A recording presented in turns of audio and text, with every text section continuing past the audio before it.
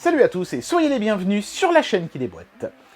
J'ai toujours eu du mal avec les smartwatches. D'ailleurs, vous voyez, j'ai toujours une montre classique au poignet. Je ne suis pas en train de faire un bras d'honneur, hein. Je tiens juste mon bras pour bien vous montrer ma belle Seiko Kinetic Auto Relay. Pourquoi est-ce que je n'ai pas réussi à franchir le cap? Parce que j'ai connu l'époque, moi, où il fallait se trimballer deux appareils, vous savez. D'un côté, on avait le GSM et de l'autre, on avait le Palm. C'était le seul moyen d'avoir toutes les fonctions d'un smartphone moderne. Ensuite, les appareils ont réussi à fusionner entre eux pour donner naissance au smartphone qu'on connaît aujourd'hui. Et je trouve ça un peu bizarre de s'efforcer maintenant à revenir à nouveau à deux appareils, alors qu'on s'est embêté à réussir à les faire fusionner entre eux. Pourquoi à nouveau les reséparer en deux appareils distincts? En plus de ça, la smartwatch, il faut la recharger et tout. Cette montre, elle a 35 ans d'autonomie. Depuis que je l'ai achetée, je n'ai jamais eu besoin de l'ouvrir ou de faire quoi que ce soit. Elle fonctionne nickel. Donc, les smartwatches qu'il faut recharger tous les jours, j'ai un peu de mal. Peut-être que ce produit réussira à me convaincre, parce que ce produit réussit à nouveau à fusionner entre eux le smartphone et la montre. Vous l'avez compris, il s'agit d'une smartwatch qui fait téléphone, avec le Play Store et tout ce qu'un smartphone moderne doit être capable de faire. Alors est-ce que c'est un produit qui pourrait me faire revenir à la smartwatch ou pas? Bah écoutez, c'est parti pour le test. Par le passé, j'ai déjà testé des smartwatches qui faisaient smartphone, notamment des modèles de chez Kospet qui avaient l'écran rond.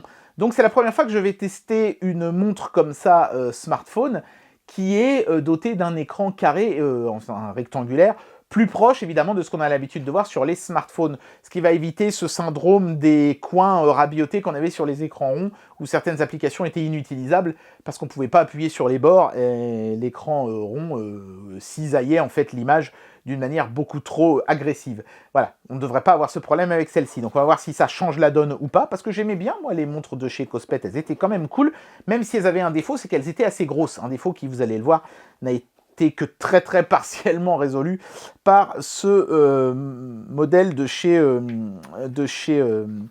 Rockbeat, donc la Model X. Ici, vous avez la notice en chinois, mais pas d'inquiétude, hein, de l'autre côté, vous l'avez en anglais. C'est un de ces posters qui se déplie. C'est un peu pénible, mais par contre, c'est en couleur. C'est donc plutôt pas mal foutu. Vous allez voir que cette montre a quand même pas mal de fonctionnalités qui sont sympatoches. Voilà. Donc, en dessous de la notice, on tombe sur la montre en elle-même. On va y revenir dans un instant.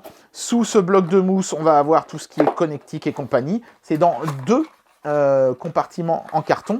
Dans le premier compartiment, on a juste un outil qui permet de l'ouvrir, hein, avec une sorte de tournevis Torx. Hein. C'est pas du Pentalobe à la Apple, c'est du Torx. C'est du Torx 5x30. Voilà. Et de l'autre côté, on va avoir le câble de recharge magnétique. C'est devenu un petit peu la norme sur ce genre de produit, avec, comme vous pouvez le constater, 4 broches, parce qu'on a aussi de la data, vu que, bah, mine de rien, on est sur un vrai smartphone. Hein. Ne paumez pas ce câble du coup, parce que si vous le paumez ou si vous l'endommagez, il faudra en demander un nouveau chez Rockbeat. La montre existe en plusieurs coloris, vous l'avez en noir ou en noir et gris, et je crois aussi qu'il y a une noire et orange, mais ils m'ont envoyé le modèle tout noir, qui est beaucoup plus passe-partout, voilà, qui est protégé comme le serait un smartphone. Hein. On tombe sur un écran qui est, comme vous pouvez le constater, incurvé. Vous voyez, on voit bien avec le reflet ici, comme ça. Il y a un effet assez classe, d'ailleurs. On a une caméra ici frontale. Ah, j'ai toujours du mal à filmer les produits qui sont tout noirs. Attendez, je vais mettre peut-être ma torche, ça va aider un petit peu. Voilà. On a donc ici un objectif d'appareil photo et un deuxième ici sur le côté. Donc ça, c'est ce qui serait en fait la caméra arrière, normalement, sur un smartphone. Et ça, la caméra avant, il y a une sorte de pseudo Face ID, mais qui est évidemment très basique. Hein, c'est pas le Face ID d'Apple en 3D et tout. Le bracelet intègre une partie de la technologie de la montre, manifestement. Donc, ce n'est pas un bracelet standard, vous ne pourrez pas le changer. Là-dessus, Kospet faisait mieux, puisque la Kospet Prime, par exemple, avait un bracelet qu'on pouvait facilement changer. On a un bon gros bracelet d'ailleurs, puisqu'on parle de ça, en silicone, qui est balèze, hein, et qui ne devrait pas s'endommager trop vite, heureusement, parce que sinon, je vous dis, on ne peut pas le changer, donc c'est un peu emmerdant. Et ici, à l'arrière, on peut voir le capteur cardiaque, qui est sur une plaque de verre, avec un petit décor d'engrenage, qui est totalement bidon, hein. Ce sont des engrenages qui sont dessinés sur une plaque de verre, mais c'est plutôt joli. Bien sûr, il ne vous aura pas échappé que le produit est bien épais. Mais il est néanmoins un petit peu plus fin que les produits de chez Kospet qui avaient un renfoncement sur le dessous ici pour l'emplacement carte SIM et tout. Vous allez voir comment Rockbeat a résolu ce problème. C'est à la fois ingénieux et un petit peu moins élégant quand même que chez Kospet, hein, vous allez voir ça. Bon, vous l'avez peut-être déjà deviné, hein, mais il va falloir dégainer ce petit outil, ce fameux petit tournevis, pour accéder à la carte SIM et enlever quand même la bagatelle de 4 vis. 4 vis qui sont minuscules et qu'il ne faut pas perdre. J'ai l'impression qu'elles restent attachées néanmoins au capot. Ça, c'est plutôt pas mal, ça évitera de les paumer, justement. Mais bon, c'est quand même un peu fastidieux, et puis surtout, bah, il faut avoir l'outil sur soi, hein, si vous voulez changer de carte SIM, donc c'est pas forcément très pratique. Ouais, non, les vis se détachent, hein, donc c'est ce que je disais, il faudra faire gaffe de ne pas les perdre. Et ensuite, hop, on enlève le petit capot, vous voyez, avec toutes les vis qui tombent. Et voilà, le tiroir SIM se trouve ici. Vous noterez aussi qu'il n'y a pas d'extension de mémoire possible, hein. Le tiroir SIM, c'est juste pour mettre une SIM et pas de carte micro SD. Mais bon, on a 4 Go de RAM et 128 Go de stockage sur cette montre. Donc ils n'ont pas fait d'économie sur la fiche technique en termes de stockage là-dessus, et ça c'est plutôt pas mal. Vous noterez aussi que le haut-parleur se trouve en fait dans le bracelet ici, et le micro pour les conversations téléphoniques dans la partie inférieure du bracelet ici. Une des raisons pour lesquelles on ne peut pas changer le bracelet facilement sur ce produit. Allez, je la referme et on va l'allumer et regarder un peu les fonctionnalités.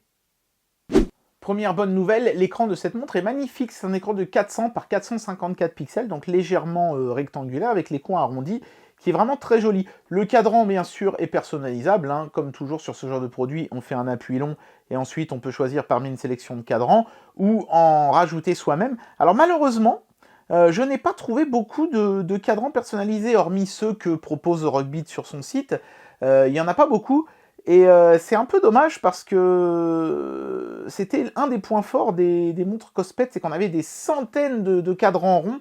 On en trouvait vraiment énormément. Et là, c'est pas trop le cas. J'ai été un petit peu déçu. Alors, on va mettre celui-là parce qu'on a les données sportives, c'est pas mal. Mais j'ai été un petit peu déçu de voir qu'on trouvait très peu de cadrans rectangulaires finalement. Il y a un site qui semblait en proposer pas mal, qui avait l'air sympa.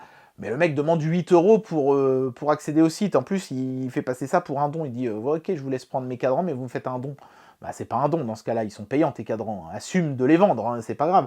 Mais bon, 8 balles pour, il y avait quoi, une quarantaine de cadrans. Je trouvais ça quand même un peu excessif, surtout que c'était pas les siens, hein. Ils s'étaient contentés de réunir des cadrans glanés à droite et à gauche. Donc moi, ce que j'ai fait, c'est que pareil, je suis allé chercher des cadrans à droite et à gauche. Mais j'en ai vraiment trouvé très peu. Et du coup, les cadrans que j'ai mis ici sont des cadrans que j'ai trouvés péniblement, vraiment très très péniblement. Et ça, là-dessus, Cospet, c'était mieux. Pas parce que Cospet gérait mieux le truc, hein, ça n'a rien à voir avec eux.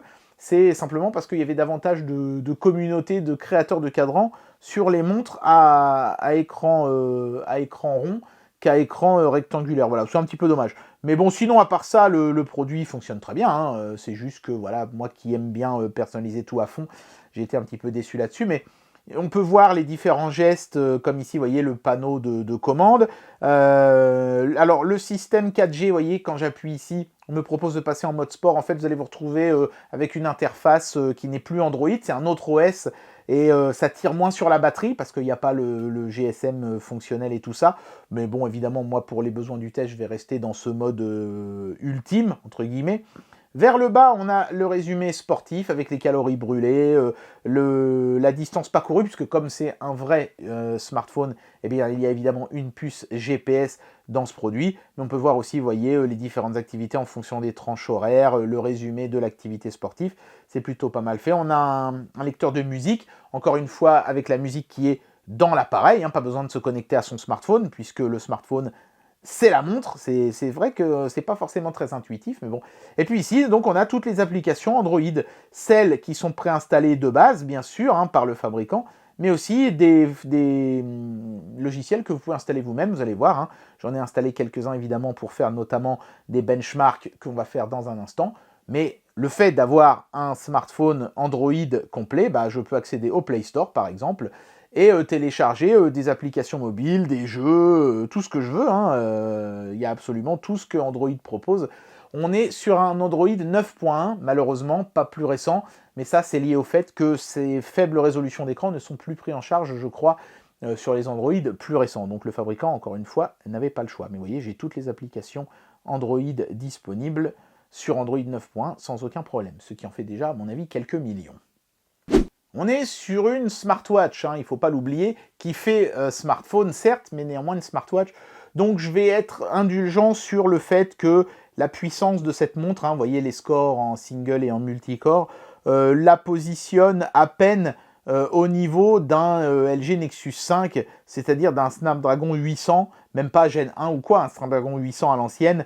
Bon bah écoutez, c'est déjà pas mal, on va dire, compte tenu du fait qu'on est quand même sur un tout petit machin qui tient sur le poignet. Vous pourrez lancer la plupart des petites applications et des petits jeux sans problème, mais évidemment vous ne lancerez pas les gros jeux là-dessus, ça va de soi. De toute façon, ce ne sera pas très pertinent parce que le test batterie avec un petit score de 655 nous annonce une batterie qui tient screen on la petite bagatelle de, comme vous pouvez le voir, 2 heures et 8 minutes. Du coup, non seulement cette smartwatch ne sera pas adéquate pour lancer des applications ultra gourmandes, mais elle ne sera pas non plus adéquate pour téléphoner longtemps. Donc si vous êtes du genre à aimer passer des heures au téléphone avec vos copains dans la journée, ce ne sera pas le smartphone idéal pour vous. Il vaudra mieux investir dans un smartphone classique et peut-être du coup dans une smartwatch un petit peu plus modeste aussi. Le speed test Wi-Fi de cette montre renvoie pas des valeurs hallucinantes, 40 MB et 23 MB, certainement lié au fait que on a des petites antennes dans ce machin-là, même si elles partent un peu dans le bracelet, et aussi certainement lié au fait que, encore une fois, ils ne pouvaient pas mettre des puces dernier cri qui chauffent trop, compte tenu de l'espace restreint de ce machin-là. Enfin ça va, je veux dire, 40 et 25 MB, c'est suffisant néanmoins pour surfer. Beaucoup de gens n'ont même pas ça comme connexion chez eux sur leur ligne fixe. Donc voilà, c'est un produit qui permettra de surfer, mais de toute façon, je pense que ça valait pas le coup de mettre beaucoup plus non plus, vu qu'on est quand même sur un petit écran de 400 par 450, on aurait été vite limité de toute façon en termes de lisibilité. Donc on va dire que la puce Wi-Fi et 4G correspond bien au reste de la montre, et est plutôt adapté, on va dire, à ce type d'usage. Concernant la puce GPS, écoutez, après 1 minute de test, j'ai eu du mal à avoir un fixe. Je pense que là encore, les petites antennes à l'intérieur de ce produit rendent délicate son utilisation. Ce sera vraiment un GPS à réserver à un usage extérieur exclusivement. Parce que là, vous voyez, ça fait déjà une petite minute que je le laisse tourner. Et je n'ai toujours pas obtenu de fixe du tout. On capte néanmoins, on voit bien qu'on capte, ça défile et tout ça, mais on reste dans le orange ou dans le jaune. Il faudrait qu'on ait au moins 5 satellites dans le vert pour accrocher un fixe. Et là, pour moi, en intérieur, ça ne marchera pas. Ce sera fait pour l'extérieur. Donc ça ira pour les gens qui veulent faire du GPS pour leur footing, se positionner, etc. et tout. Mais pour les gens qui voulaient un GPS pour la voiture ou pour dans la maison, c'est pas le produit idéal pour vous, clairement pas. La puce GPS est trop juste. Et en plus, bien sûr, comme il fallait s'y attendre, il n'y a pas de boussole non plus. Ça, c'est dommage, parce que dans une montre, ça aurait été cool. Alors cette montre, elle est dotée d'un double appareil photo, mais bon, il faudra évidemment voir ça comme quelque chose pour dépanner au cas où. On voit quand même les petits détails de l'antenne, c'est le truc que j'aime bien photographier, moi. On arrive à distinguer, et on peut naviguer sur l'image, vous voyez, en déplaçant son doigt sur l'écran comme ça. Mais par contre, le rendu des couleurs est quand même assez fade, ça manque de chaleur, tout ça. C'est pas dramatique non plus, j'ai vu pire, y compris sur des smartphones, mais évidemment avec des tout petits capteurs comme ça, il n'y avait pas de miracle possible. En intérieur, ça vire au jaunâtre, comme le font souvent les appareils photo qui ne laissent pas rentrer assez de lumière. Donc voilà, et du coup, forcément, ça manque aussi un peu de netteté. Encore une fois, j'ai vu pire, mais bon, disons que cet appareil photo, il est là vraiment... vous imaginez même pas faire des upskirts avec ça, en se disant, chouette, alors, comme James Bond, j'ai un appareil photo au poignet, je peux faire des photos en toute discrétion. Vous verrez pas grand-chose de toute façon. Et puis, de toute façon, ne faites pas ça, c'est dégueulasse. Alors, bien sûr, il est possible de lire des vidéos en HD sur ce produit. J'ai même mis ici une vidéo en HD 60 fps, et ça marche très bien, avec une bonne fluidité, pas de problème. On a même du son. Je vais mettre à fond. Et le petit haut-parleur ici, il s'en sort pas mal, franchement, pour un machin comme ça. Alors évidemment, c'est petit, vous allez un petit peu vous esquinter les yeux, mais c'est fluide. L'écran renvoie une belle image, c'est pas tout dégueulasse pixelisé. Je m'attendais à pire que ça sur un écran 450 de large. Mais non, franchement, ça va. Ça va très très bien. C'est extrêmement propre.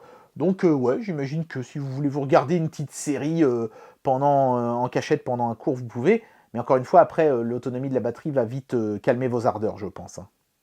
Alors, je vous montre rapidement les fonctionnalités sportives de cette montre. Hein. Personnellement, moi, c'est pas un truc qui m'intéresse terriblement, mais bon, je vous les montre quand même. Alors, bien sûr, vous avez tout ce qui est rythme cardiaque et tout ça qui est directement disponible sous forme d'application Android. Donc ça, c'est plutôt pas mal. Vous n'êtes même pas obligé de lancer une application qui regroupe tout.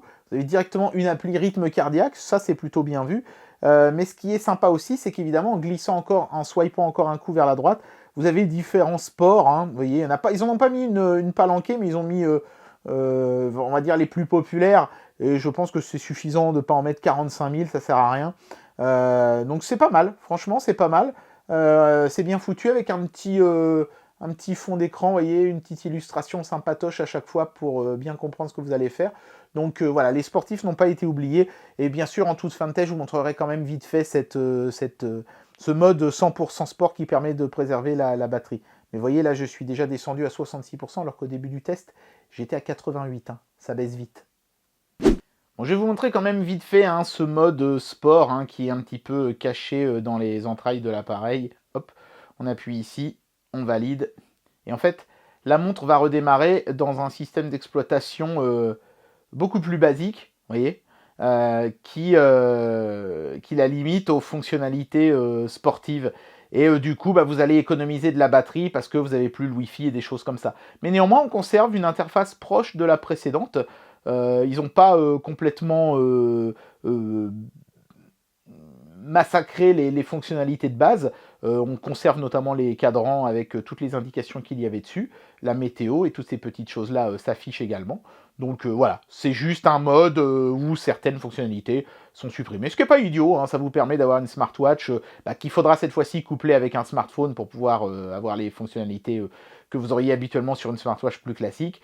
Bon, personnellement, je trouve que ça nuit un petit peu au concept même du produit, mais sachez néanmoins que c'est possible. Alors évidemment, je ne vous fais même pas l'affront d'essayer de jouer à Oddworld là-dessus, le jeu il se lance pas, donc c'est même pas la peine. Mais par contre, un petit jeu comme Fruit Ninja, étonnamment, se lance et tourne plutôt pas mal. On va s'en faire une petite. Donc évidemment, sur un petit écran comme ça, avec vos grosses paluches, ça va être compliqué, mais hop, regardez, je peux jouer. Et regardez la fluidité, franchement pas dégueulasse. Le seul petit glitch que je remarque, c'est qu'on a des bandes noires en haut et en bas. Donc les fruits peuvent passer dans la bande noire, mais pas le décor de fond. Voilà, donc j'imagine que c'est lié au format un peu space et aussi à la faible résolution de l'écran. Mais franchement, c'est un moindre mal. Et regardez, je joue à Fruit Ninja, tranquille, avec une fluidité plus que correcte. Même quand il y a beaucoup de fruits à l'écran, ça ne montre pas de signe de faiblesse. Donc des petits jeux, même avec de la 3D comme ça, peuvent passer sans difficulté. Voilà, c'est plutôt sympa. Franchement, encore une fois, je suis agréablement surpris. Bon, il ne faudra pas jouer des heures. C'est toujours le problème de la batterie, évidemment. Là, depuis que j'ai commencé le test, j'ai déjà perdu 10% de batterie. Alors que ça fait quoi 25 minutes que je tourne à peu près. Donc forcément, ça calme un peu. Mais bon, c'est dans le domaine du faisable en tout cas. Alors vous pouvez dire tout ce que vous voulez sur ce produit, mais trouvez-moi un autre produit où avec ma petite manette 8-bit Do 0, je peux jouer à Super Mario World sur Super Nintendo avec un truc que je porte à mon poignet. Non mais franchement. Donne-moi ça. Si c'est pas la classe quand même. Et ça marche très bien. Je suis sûr que je peux finir un niveau. Bon, je vais pas le faire en entier devant vous, mais...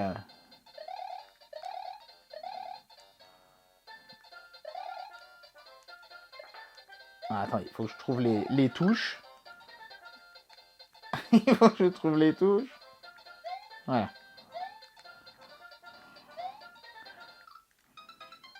Bon, ok, c'est pas facile. Mais, ça marche. Bon bah voilà, j'en arrive à la conclusion de cette vidéo et je vais vous donner mon avis sur ce produit. On va pas se mentir, intégrer un smartphone complet dans une montre, oui, c'est techniquement faisable, mais évidemment, ça se fait au prix de pas mal de sacrifices en termes d'autonomie, en termes de performance et bien sûr, surtout, en termes de taille d'écran. On n'aura pas non plus un appareil photo dernier cri sur ce genre de produit. Mais regardez ça, vous avez toutes les applications mobiles du Play Store. sur votre poignet. Ça, c'est le petit convecteur temporel de Retour vers le futur, avec l'affichage du petit panneau de contrôle de la DeLorean et tout. Ça sert à rien, hein, c'est purement pour rigoler, mais bon, bah voilà, c'est fonctionnel. Vous pouvez lancer ce genre d'appli sur votre montre. Tout ce que Android peut faire, cette montre peut le faire, sous réserve que vous puissiez le faire avec la puissance dont elle dispose et l'autonomie de batterie aussi qu'elle saura vous proposer. Mais voilà, c'est ça surtout qu'il faut retenir. On peut lancer 90%, je dirais, hein, des applis Android là-dessus sans aucun problème. Et tout ça tient sur votre poignet. Est-ce que ça vaudra le coup pour vous de faire tous les sacrifices que ça implique pour avoir cette puissance à votre poignet? Ça, ce sera vraiment à vous de voir. Moi, c'est pas ce qui me fera renoncer à ma montre classique, traditionnelle, mais évidemment, pour les férus de technologie, c'est un choix intéressant en tout cas. C'est quelque chose qui a été fait avec plein de bonne volonté, et ça se ressent sur le produit final. C'est pas un mauvais produit en soi, il faut simplement vraiment que vous en ayez l'usage, quoi. Et bien voilà, c'était le test de la Rockbead Model X, une smartwatch qui fait smartphone. Le produit est plutôt intéressant en soi, même si, à vrai dire, ça n'est pas encore ce produit-là qui me fera renoncer à ma bonne vieille Seiko Kinetic Auto Relay. En tout cas, j'espère que cette vidéo vous aura plu, et moi je vous dis à très bientôt pour un prochain test. Allez, tchuss!